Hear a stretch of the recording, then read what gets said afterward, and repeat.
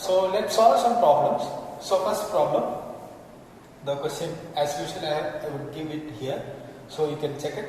So in the adjoining circuit, the battery E1 has EMF of 12 volt and 0 internal resistance, while the battery E has an EMF of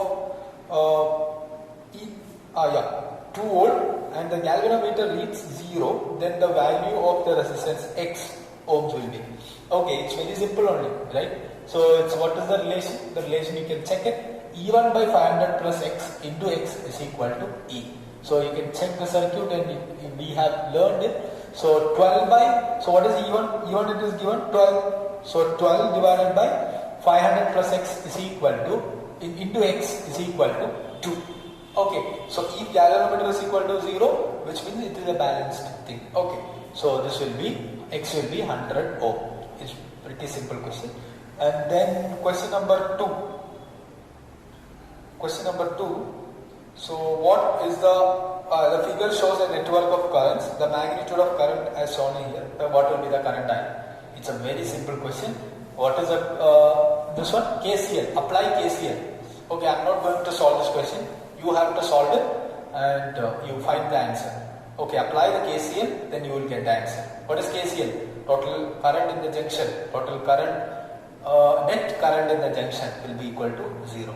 Okay, or net current is the current coming to the junction will be equal to the current leaving from the junction. So applies KCL, the answer is C. Okay, answer is equal to C, that is 23 ampere. Alright, so the question number 3.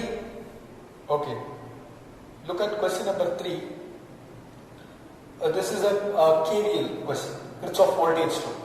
Two batteries of EMF 4 volt, 8 volt with internal resistances 1 ohm and 2 ohm are connected in a circuit with a resistance of 9 ohm as shown in figure. So the current and the potential difference between the points P and Q are. It's very alright, look at this, minus 2I plus 8 minus 2I, that is current will always flow from higher potential to lower potential. So this is lower potential. This point is lower potential. This is lower and this is higher potential. Higher. Okay, this is a lower potential and this is a higher potential. And in this lower potential, the current is passing from, as I told you before, if it moves like this, that is lower minus higher potential, that is negative. So that is why negative 2I. Okay, negative 2I and minus, like what about here?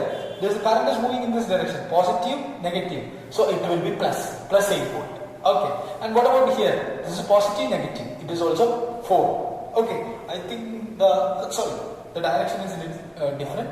Here it is negative, here it is positive and negative. Positive and negative, so it will be negative. Why? Look at this. This is negative, positive. Positive, negative. So it will be negative minus positive. That will be negative. Okay. And what about here? This is also negative. Negative 1I minus. This is negative, positive. Negative 9I is equal to 0. So I will be 1 by 3 ampere. I will be rearranged it 1 by 3 ampere. So this is pretty easy question. Look at this. Like the loop rule, only you have to understand the loop rule. Like in the case of resistance, it will be always negative I into R. Why? Because current, if current is flowing in this direction, this is positive and this is negative. Always current will move from higher potential to lower potential. So when we consider lower minus higher, it will be negative. Okay. So next, fourth question. Question number 4.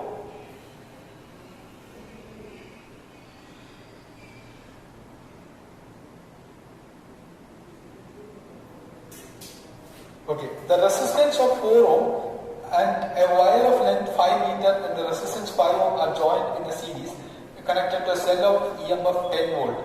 So the internal resistance is 1 ohm. The parallel combination of two identical cells is balanced across 300 centimeter of the wire. The EMF of each cell is. So what will be the EMF of the cell? So this is a potentiometer question. Just the simple method to solve it. I think I have given like the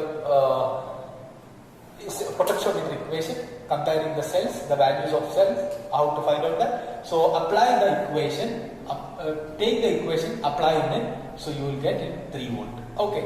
So just apply E divided by R plus RH plus R into R by L into L.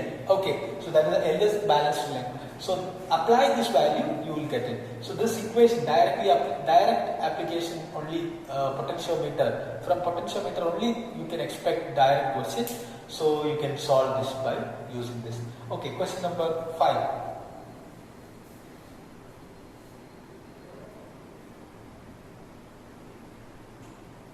Okay, we have a galvanometer of resistance 25 ohm. It is shunted by a 2.5 ohm wire.